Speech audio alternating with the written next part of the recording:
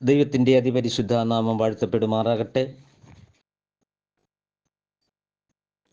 EGM അഥവാ Ebenezer gospel മിനിസ്ട്രിയിൽ നിത്യജീവ മൊഴികൾ എന്ന വചന പരമ്പരയിൽ യൂട്യൂബിലും വാട്സാപ്പിലും ഫേസ്ബുക്കിലുമായി വീണ്ടും കടന്നു വരുവാൻ എൻ്റെ ദൈവം എന്നെ അനുവദിച്ചതോർത്ത് കോടാനുകോടി സ്തോത്രം. അവസരം നൽകിയ അഡ്മിന്മാർക്കും ദൈവവചനം ശ്രദ്ധിക്കുന്ന ഏവർക്കും വീണ്ടും വിടുന്നവനായ യേശുക്രിസ്തുവിൻ്റെ നിസ്തുല്യ നാമത്തിലുള്ള സ്നേഹവന്ദനത്തെ അറിയിക്കുന്നു. ദൈവവചനം എങ്ങനെ പഠിക്കണമെന്നുള്ള വിഷയത്തെ ആധാരമാക്കി നാം കഴിഞ്ഞ ദിവസങ്ങളിൽ ചിന്തിച്ചു വരികയാണല്ലോ. എന്നാൽ ചില ചിന്തകൾ, ചില അഭിപ്രായങ്ങൾ, ചില വിഷയത്തിൽ അധിഷ്ഠിതമായിരിക്കുന്ന സംശയങ്ങൾ എന്ന വിഷയത്തോടനുബന്ധിച്ച് ഇന്ന് ആശീർവാദം എന്നുള്ളതായ വിഷയത്തെ ആധാരമാക്കി ചിന്തിക്കുവാൻ ഞാൻ കർത്താവിൽ താല്പര്യപ്പെടുകയാണ്. 2 കൊരിന്ത്യർ ലേഖനത്തിൻ്റെ അതിൻ്റെ 13-ാം അധ്യായത്തിൻ്റെ 14-ാം വാക്യം ഇങ്ങനെ വായിക്കുന്നു: കർത്താവായ യേശുക്രിസ്തുവിൻ്റെ കൃപയും ദൈവത്തിൻ്റെ സ്നേഹവും പരിശുദ്ധാത്മാവിൻ്റെ കൂട്ടായ്മയും നിങ്ങളെല്ലാവരോടും കൂടെ ഇരിക്കുമാറാകട്ടെ. ഈ ആശീർവാദം പറയുമ്പോൾ ഒരു കൂട്ടർ ഇതിനെ കാണുന്നത്, ഇതിൽ അടക്കം ചെയ്തിരിക്കുന്ന വിശ്വാസ സംഹിത എന്ത് എന്ന് ഇത് പറയുമ്പോൾ അവർക്ക് അവരുദ്ദേശിക്കുന്നതും കേൾക്കുന്ന ജനത്തിനും ഉണ്ടാകുന്നതായ ചിന്ത അധിഷ്ഠിതമായ വിശ്വാസത്തെ എങ്ങനെയാണ് ഇതിനെ ആലേഖനം ചെയ്തിരിക്കുന്നു എന്നുള്ളതായ ഒരു ചിന്തയാണ് നമുക്ക് ഇതിൽ നിന്ന് സംസാരിക്കുവാൻ ഞാൻ കർത്താവിൽ താല്പര്യപ്പെടുന്നത്. ഇവിടെ വായിക്കുന്നു: കർത്താവായ യേശുക്രിസ്തുവിൻ്റെ കൃപയും ദൈവത്തിൻ്റെ സ്നേഹവും പരിശുദ്ധാത്മാവിൻ്റെ കൂട്ടായ്മയും നിങ്ങളെല്ലാവരോടും കൂടെ ഇരിക്കുമാറാകട്ടെ. കർത്താവ് സ്വർഗാരോഹണ സമയത്ത് ശിഷ്യന്മാർക്ക് കൊടുത്ത നിർദ്ദേശ സ്നാനത്തിൽ തൃത്വാധിഷ്ഠിതമായ പിതാവിൻ്റെയും പുത്രൻ്റെയും പരിശുദ്ധാത്മാവിൻ്റെയും നാമത്തിൽ വേണമെന്ന് കൽപ്പിച്ചിരുന്നു. ഇവിടെ പൗലോസ് കൊരിന്ത്യരെ ആശീർവദിക്കുമ്പോൾ ആ തൃത്വം പൂർണ്ണമായി ഉൾക്കൊണ്ടുകൊണ്ടത് നിർവഹിക്കുന്നു എന്ന് ഇത് തൃത്വവിശ്വാസികൾ പഠിപ്പിക്കുന്നു. ഈ ആശീർവാദം പറയുമ്പോൾ അത് ഇതിൽ ആലേഖനം ചെയ്തിരിക്കുന്നു എന്ന് അവർ വിശ്വസിക്കുന്നു. അപ്പോൾ തൃത്വസഭകൾ കർത്താവായ യേശുക്രിസ്തുവിൻ്റെ സ്നാനമെന്നുള്ളതായിരിക്കുന്ന വിഷയത്തോടനുബന്ധിച്ച് 28:19 കൊടുത്തിരിക്കുന്ന നിർദ്ദേശങ്ങളിൽ സ്നാനത്തെ തൃത്വാധിഷ്ഠിതമായി പിതാവിൻ്റെയും പുത്രൻ്റെയും പരിശുദ്ധാത്മാവിൻ്റെ നാമത്തിൽ വേണമെന്ന് കൽപ്പിച്ചിരിക്കുന്ന ആ കൽപ്പന ഇവിടെ പൗലോസ് കൊരിന്ത്യ സഭയെ ആശീർവദിക്കുമ്പോൾ ആ തൃത്വം പൂർണ്ണമായി ഉൾക്കൊണ്ടുകൊണ്ടത് നിർവഹിക്കുന്നു എന്നാണ് അവർ പഠിപ്പിക്കുന്നത്. എന്നാൽ മറ്റു ലേഖനങ്ങളിലൊന്നും ഇത് കാണുന്നില്ല എന്നുള്ളത് സത്യമത്രേ. ഈ ആശീർവാദത്തിൽ നമ്മൾ പൊതുവെ ഉപയോഗിക്കുന്നത് പിതാവായ ദൈവത്തിൻ്റെ സ്നേഹവും എന്നാണ്. അപ്പോൾ കർത്താവായ യേശുക്രിസ്തുവിൻ്റെ കൃപയും പരിശുദ്ധാത്മാവിൻ്റെ കൂട്ടായ്മയും നിങ്ങളെല്ലാവരോടും കൂടെ ഇരിക്കുമാറാകട്ടെ എന്നാണ് സാധാരണ പറയുന്നത്. അങ്ങനൊരു വാക്യം ഇല്ല എങ്കിലും യേശുക്രിസ്തുവിൻ്റെ പിതാവായ ദൈവം എന്നൊക്കെയും ലേഖനങ്ങളിൽ പറയുന്നതായി നമുക്ക് കാണാം. അതുകൊണ്ട് അത് അങ്ങനെ ഉപയോഗിക്കുന്നു എന്ന് അവർ പറയുന്നു. അപ്പോൾ ആ തൃത്വം പൂർണ്ണമായി ഉൾക്കൊണ്ടുകൊണ്ട് അത് നിർവഹിക്കുന്നു എന്നാണ് പഠിപ്പിക്കുന്നത്. ഏതാണ്? പിതാവിൻ്റെയും പുത്രൻ്റെയും പരിശുദ്ധാത്മാവിൻ്റെയും നാമത്തിൽ സ്നാനം കഴിപ്പിക്കണമെന്നുള്ളത് ആ അടിസ്ഥാന ഉപദേശത്തെ ഈ ആശീർവാദത്തിൽ അടക്കം ചെയ്തിരിക്കുന്നു എന്ന് അവർ വിശ്വസിക്കുകയും പഠിപ്പിക്കുകയും ചെയ്യുന്നു. രണ്ടാമതായിട്ട് നമുക്ക് കാണുവാൻ കഴിയുന്നത്, ഇത് കൊരിന്ത്യരെ വളരെ അധികം മുൻ ലേഖനത്തിൽ ഇത് ഭാരപ്പെടുത്തി ഇരുന്നത് കൊണ്ട് ഇവിടെ അവരെ ആശീർവദിക്കുമ്പോൾ വളരെ ഹൃദ്യമായിരിക്കണമെന്ന് പൗലൂസ് ആഗ്രഹിച്ചത് കൊണ്ടാണ് ഈ ആശീർവാദം പറഞ്ഞത് എന്നാണ്. അപ്പോൾ പൗലോസ് ഈ ആശീർവാദം പറയുമ്പോൾ മുൻ ലേഖനങ്ങളിൽ അവരെ ഇത് വളരെ വേദനപ്പെടുത്തി എന്നുള്ളത് കൊണ്ടാണ്. അതുകൊണ്ട് അവരെ ഈ ആശീർവാദത്തിലൂടെ ഈ തൃത്വോപദേശത്തെ അടിസ്ഥാനമാക്കി ഹൃദ്യമായി അത് സംസാരിക്കുന്നു എന്നവർക്ക് ബോധ്യപ്പെടുമ്പോൾ പിതാവിൻ്റെയും പുത്രൻ്റെയും പരിശുദ്ധാത്മാവിൻ്റെയും നാമത്തിൽ സ്നാനപ്പെടണമെന്നുള്ളതായിരിക്കുന്ന തൃത്വോപദേശത്തിൽ അധിഷ്ഠിതമായ ആ സ്നാന ഉപദേശം അല്ലെങ്കിൽ ആ കൽപ്പന പൗലോസ് യഥാർത്ഥമായി അതിനെ ഹൃദ്യമാക്കിയിരിക്കുന്നു എന്ന് സ്തോത്രം പഠിപ്പിക്കുന്നു എന്നാണ് അവർ പഠിപ്പിക്കുന്നത്. സ്തോത്രം. അതുകൊണ്ട് പൗലോസ് അങ്ങനെ ആശീർവദിക്കുമ്പോൾ ഒന്നാമതായി താൻ അനുഭവിച്ച ക്രിസ്തുവിൻ്റെ അത്യന്ത കൃപ അത് ഓർക്കാതിരിക്കുവാൻ പറ്റുന്നതല്ല. തൻ്റെ ബലഹീനതകളിലും ആപത്തുകളിലും അനർത്ഥങ്ങളിലും തന്നെ താങ്ങി നടത്തിയത് ദൈവമാണ്, ദൈവകൃപയാണ്. അതുകൊണ്ട് ആ ആശീർവാദത്തിൽ ഇത് ഉൾപ്പെടുത്തേണ്ടത് അത്യാവശ്യമാകുന്നു എന്ന് അവർ ചിന്തിക്കുന്നു. അപ്പോൾ വളരെ ചിന്താധിഷ്ഠിതമാണ് ഇതിനകത്തടക്കം ചെയ്തിരിക്കുന്ന ആശയങ്ങൾ. അതാണ് മൂന്നാമതായി, ഈ ദൈവകൃപയും സ്നേഹവും താൻ അനുഭവിച്ചിരിക്കുന്നത് പരിശുദ്ധാത്മാവിൻ്റെ കൂട്ടായ്മ ഉള്ളത് കൊണ്ടാണ് എന്നതാണ്. അപ്പോൾ ഒന്നാമതായിട്ട് താൻ അനുഭവിച്ച ക്രിസ്തുവിൻ്റെ അത്യന്ത കൃപ ഒന്നാമതായി ഓർക്കുവാൻ പറ്റാത്തതല്ല, അത് ഓർക്കാതിരിക്കുവാൻ കഴിയുന്നതല്ല. രണ്ടാമത്, ഞാൻ ക്രിസ്തു ശിഷ്യനായിരിക്കെ പോരാടിക്കൊണ്ടിരിക്കുമ്പോഴും ദൈവസ്നേഹം എന്നെ കൈവിട്ടില്ല എന്നുള്ളതാണ്. എല്ലാ അനുഗ്രഹങ്ങളുടെയും കേന്ദ്രസ്ഥാനം ദൈവമാണ്. അതുകൊണ്ട് സ്തോത്രം, യേശുക്രിസ്തുവിൻ്റെ കൃപയും ദൈവത്തിൻ്റെ സ്നേഹവും, കൈവിടാത്ത ദൈവത്തിൻ്റെ സ്നേഹവും, മൂന്നാമതായി ഈ കൃപയും സ്നേഹവും താൻ അനുഭവിക്കുന്നത് പരിശുദ്ധാത്മാവിൻ്റെ കൂട്ടായ്മ ഉള്ളത് കൊണ്ട് ആണ് എന്ന് ഈ ലേഖനത്തിൽ രേഖപ്പെടുത്തിയിരിക്കുന്നതിനാൽ തൃത്വ ഉപദേശത്തെ അത് അടിയിട്ട് ഉറപ്പിക്കുകയാണ്. സ്നാനം എന്ന വിഷയത്തിലൂടെ പിതാവും പുത്രനും പരിശുദ്ധാത്മാവും എന്ന ത്രിയേക ദൈവം എന്നുള്ളതായ വിഷയത്തെ ഉറപ്പിക്കുകയാണ് എന്ന് സ്തോത്രം പഠിപ്പിക്കുന്നവർ.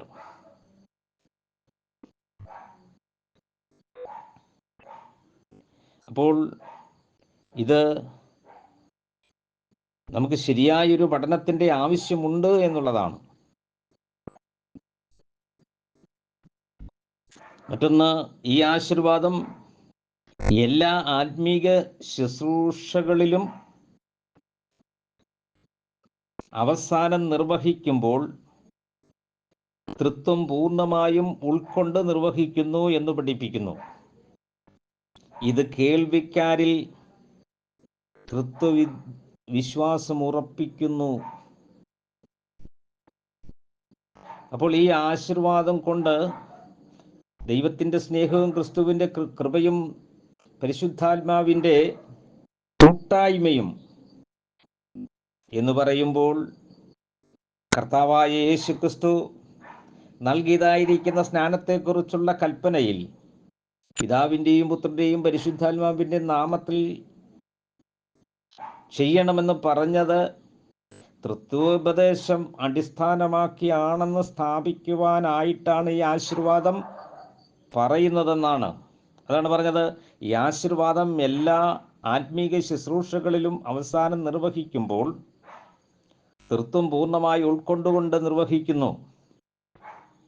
ഇത് കേൾവിക്കാരിൽ തൃത്വവിശ്വാസം ഉറപ്പിക്കുന്നു എന്ന് ട്രിനിറ്റേറിയന്മാർ പഠിപ്പിക്കുന്നു. കൊരിന്ത്യർക്ക് കൃപയാണ് അത്യാവശ്യമായിരിക്കുന്നതിനാൽ അതുകൊണ്ട് കർത്താവായ യേശു ക്രിസ്തുവിൻ്റെ കൃപയെന്ന് പറഞ്ഞ് ആരംഭിക്കുന്നത് എന്നാണ് അടുത്തത്. ഇപ്പൊ കൊരിന്ത്യർക്ക് കൃപയാണ് അത്യാവശ്യമായിരിക്കുന്നതിനാൽ അതുകൊണ്ട് കർത്താവായ യേശു ക്രിസ്തുവിൻ്റെ കൃപയെന്ന് പറഞ്ഞ് ഇത് ആരംഭിക്കുന്നത്. എന്നാൽ ആശീർവാദം പറയുമ്പോൾ പിതാവായ ദൈവത്തിൻ്റെ സ്നേഹമെന്ന് ആദ്യം പറയുന്നത് അല്ലെങ്കിൽ പറഞ്ഞുകൊണ്ട് ആരംഭിക്കുന്നത്, അതാദ്യം പറയുന്നത് യേശുക്രിസ്തുവിൻ്റെ കൃപയെന്നാണ് അവിടെ ആദ്യമായി കൊടുത്തിരിക്കുന്നത്. എന്നാൽ ഇത് ആദ്യമായി പറയുന്നത് കൊണ്ട് യേശുവിൻ്റെ കൽപ്പനയിൽ മത്തായി സുവിശേഷം 28:19 ഒന്നാമതായി പറഞ്ഞിരിക്കുന്നത് പിതാവിൻ്റെയും എന്നാണ്. രണ്ടാമതാണ് പുത്രനെ കുറിച്ച് പറഞ്ഞിരിക്കുന്നത്. മൂന്നാമതാണ് പരിശുദ്ധാത്മാവിനെ കുറിച്ച് പറഞ്ഞിരിക്കുന്നത്. അതുകൊണ്ട് ഈ ആശീർവാദത്തിൽ ദൈവത്തിൻ്റെ സ്നേഹവും അല്ലെങ്കിൽ പിതാവായ ദൈവത്തിൻ്റെ സ്നേഹവും എന്ന് ഈ ആശീർവാദം പറയുമ്പോൾ ഒന്നാമതായി ഉൾപ്പെടുത്തിയിരിക്കുന്നത്. കൊരിന്ത്യ ലേഖനത്തിൽ യേശു ക്രിസ്തുവിൻ്റെ കൃപ എന്നാണ് ആരംഭിക്കുന്നതെങ്കിൽ ഒന്നാമതായി ദൈവത്തിൻ്റെ സ്നേഹമെന്ന് പറയുവാനുള്ള കാരണം മത്തായി സുവിശേഷം 28:19 ആദ്യമായി പറഞ്ഞത് പിതാവിൻ്റെയും പുത്രൻ്റെയും പരിശുദ്ധാത്മാവിൻ്റെയും നാമത്തിൽ എന്ന്. അതുകൊണ്ട് എല്ലാത്തിൻ്റെയും അടിസ്ഥാനം ദൈവമാണ്. എല്ലാ അനുഗ്രഹങ്ങളുടെയും കേന്ദ്രസ്ഥാനം ദൈവമാണ്. അതുകൊണ്ടാണ് ഇങ്ങനെ ഈ ആശീർവാദം ആരംഭിക്കുന്നത്.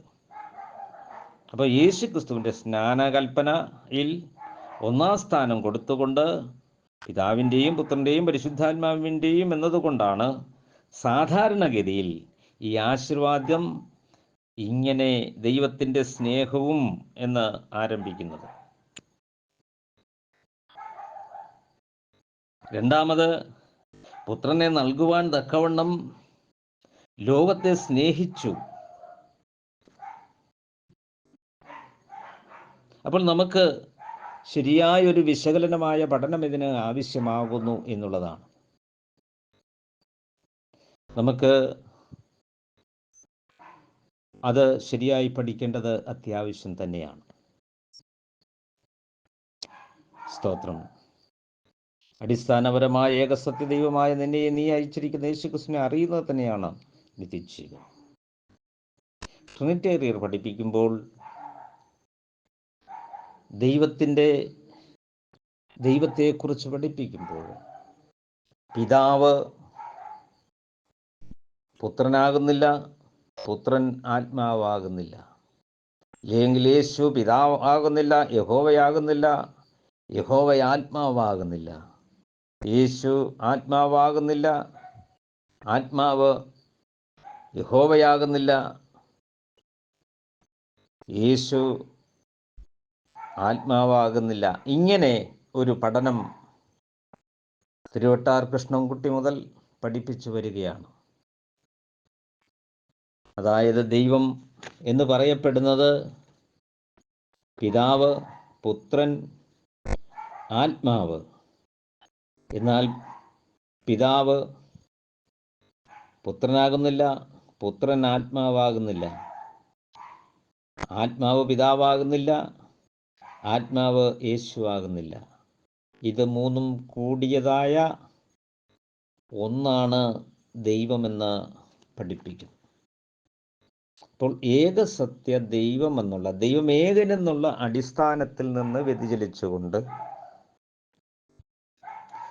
ത്രിയേകനെന്ന് പഠിപ്പിക്കേണ്ടതിന്, ത്രിയേക വിശ്വാസം ജനങ്ങളിൽ ഉരുവാകേണ്ടതിന്, ആ അടിസ്ഥാന ചിന്താഗതികളിൽ നിന്ന് ഉത്ഭവിക്കപ്പെട്ട ഉപദേശ സംഹിതയായി ആ ഒരു ആശീർവാദം മാത്രം ഊന്നൽ കൊടുത്തുകൊണ്ട് സംസാരിക്കുന്നു. എന്നാൽ ആശീർവാദങ്ങളെക്കുറിച്ച് നമ്മൾ പഠിക്കുമ്പോൾ ഈ ഒരു ഭാഗത്ത് മാത്രമാണ് ഈ ആശീർവാദം പറഞ്ഞിട്ടുള്ളത്. മറ്റുള്ള ലേഖനങ്ങളിലെല്ലാം നമുക്ക് ഒന്ന് പരിശോധിക്കുകയും അതുപോലെ ലേഖനങ്ങളുടെ ആരംഭങ്ങളിൽ എഴുതിയിരിക്കുന്നത് ഒന്ന് പരിശോധിക്കുകയും, ഓരോ ലേഖനങ്ങളുടെ ദൈവം തൻ്റെ പുത്രനും എന്നൊക്കെയും എഴുതിയിരിക്കുന്നു. നമ്മുടെ പിതാവായ ദൈവമായ കർത്താവ്, അതുപോലെ ഉയർപ്പിച്ച പിതാവായ ദൈവം, അങ്ങനെ തുടങ്ങി പിതാവായ ദൈവത്തിന് സ്തോത്രം. ഫിലിപ്പി ലേഖനത്തിൽ 1:3 ഒക്കെ നമുക്ക് പിതാവായ ദൈവത്തിൽ നിന്നും പിതാവിൻ്റെ പുത്രനായ യേശുക്രിസ്തു എന്നൊക്കെയും ലേഖനങ്ങളുടെ തുടക്കം നമുക്ക് കാണുവാൻ കഴിയും. അപ്പോൾ ഇത് അതീവ ഗൗരവമേറിയ ഒരു വിഷയം തന്നെയാണ്.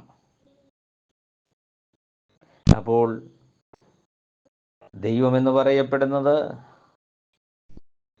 പിതാവും പുത്രനും ആത്മാവുമായി ത്രിയേക ദൈവമെന്ന് പഠിപ്പിക്കുമ്പോൾ ഏകസത്യ ദൈവമെന്നുള്ള, അല്ലെങ്കിൽ ദൈവമേകനെന്നുള്ളതായ ആ വിഷയത്തിൽ നിന്ന് വ്യതിചലിച്ചുകൊണ്ട് ഈ ആശീർവാദം പറയുമ്പോൾ ജനങ്ങളുടെ ഹൃദയങ്ങളിൽ, ആവർത്തന പുസ്തകം 6-ാം അധ്യായത്തിൻ്റെ 4, അതുപോലെ ആദിയിൽ ദൈവം, ഇങ്ങനെ ആ ഏകസത്യ ദൈവത്തെ വരച്ച് കാട്ടാതെ ഒരു തൃത്വമായ, അല്ലെങ്കിൽ പിതാവായും പുത്രനായും പരിശുദ്ധാത്മാവും ആയി ഏക ദൈവം തന്നെയാണ് പ്രവർത്തിച്ചത് എന്ന് പഠിപ്പിക്കാതെ, തീർച്ചയായും ആ ഏകസത്യം ദൈവമെന്ന് പറയപ്പെടുന്നത് ദൈവമായ യഹോവ തന്നെയാണ് യേശുവെന്നും യേശു തന്നെയാണ് ആത്മാവെന്നും, അതാണ് ഏകസത്യ ദൈവമെന്ന് ആ സത്യം ജനങ്ങളുടെ ഹൃദയങ്ങളിൽ കൊടുക്കാതിരിക്കുവാൻ സാത്താൻ ചെയ്യുന്ന ഒരു തന്ത്രമാണ് ഈ ആശീർവാദത്തിലൂടെ ജനഹൃദയങ്ങളിൽ ഈ തത്വവാദങ്ങളുടെ അടിസ്ഥാനങ്ങളെ ഹൃദയങ്ങളിൽ കൊടുക്കുകയാണ് ഇതിലൂടെ ചെയ്യുന്നത്. അതാണ് ഇതിലത്തെ ഏറ്റവും വലിയ തെറ്റായ ചിന്ത. ദൈവമേകനെന്നുള്ള അടിസ്ഥാനത്തെ, മാത്രമല്ല ഏകനാണെങ്കിൽ യേശു ക്രിസ്തുവിൽ, അത് പുത്രനിൽ വിശ്വസിക്കുന്നവന് പിതാവുമുണ്ട്, പുത്രനെ വിശ്വസിക്കാത്തവനോ ജീവനെ കാണുകയില്ല. അപ്പോൾ യേശുവിൽ തന്നെയാണ്, ഞാൻ പിതാവിലും പിതാവ് എന്നിലുമാണ്, ഞാനും പിതാവും ഒന്നാണ് എന്ന് പറയുമ്പോൾ പിതാവിൻ്റെയും പുത്രൻ്റെയും പരിശുദ്ധാത്മാവിൻ്റെയും നാമത്തിൽ സ്നാനപ്പെടുത്തണമെന്ന് പറഞ്ഞതിൻ്റെ അടിസ്ഥാനമായിരിക്കുന്നത് യേശുവിൽ തന്നെയാണ്, യേശുവാണ് എന്ന് ശരിയായി മനസ്സിലാക്കി കൊടുക്കുവാൻ കഴിയാത്ത വിധം സാത്താൻ്റെ തന്ത്രങ്ങളിൽ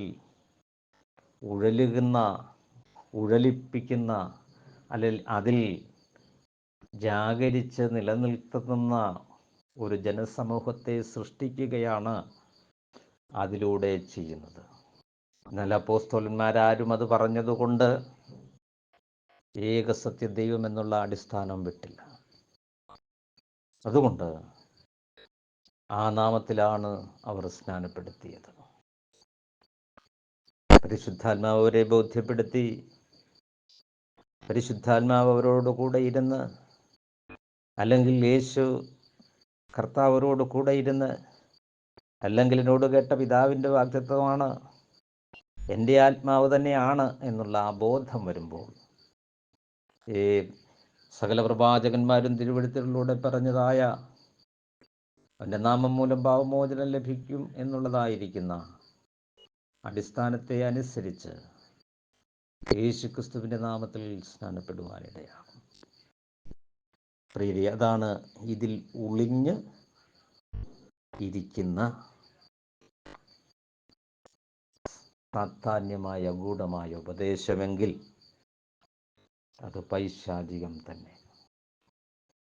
അല്ലെങ്കിൽ പിതാവും പുത്രനും പരിശുദ്ധാത്മാവും ത്രിയേകമല്ല, ഏകനാണ് എന്നുള്ള വിശ്വാസമാണ് എങ്കിൽ യേശുക്രിസ്തു പിതാവാണ്, യേശുക്രിസ്തു ആത്മാവാണ്.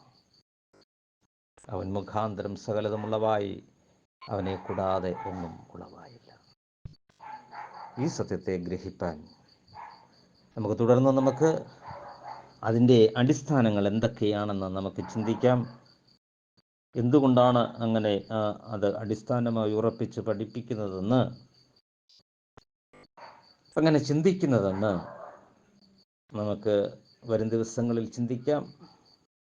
ദൈവം നമ്മളെ ഈ വചനങ്ങൾ കൊണ്ട് നമ്മളെ അനുഗ്രഹിക്കുമാറാകട്ടെ. ലേഖനങ്ങളുടെ തുടക്കവും ലേഖനങ്ങളുടെ അവസാനവും അതുപോലെ ഉൽപ്പത്തി മുതൽ വെളിപ്പാട് വരെയുള്ളതായ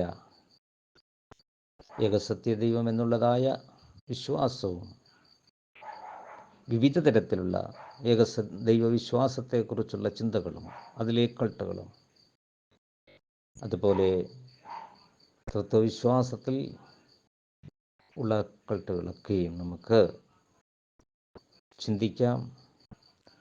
അതിനായി ദൈവം നമ്മളെല്ലാവരെയും അനുഗ്രഹിക്കട്ടെ. സത്യത്തിൻ്റെ പരിജ്ഞാനത്തിലെത്തുവാൻ, യേശുക്രിസ്തുവിനെ പരിജ്ഞാനത്തിൽ ധരിപ്പാൻ ദൈവം ഈ വചനങ്ങൾ കൊണ്ട് അനുഗ്രഹിക്കുമാറാകട്ടെ. ആമേൻ. യേശുവേ നന്ദി.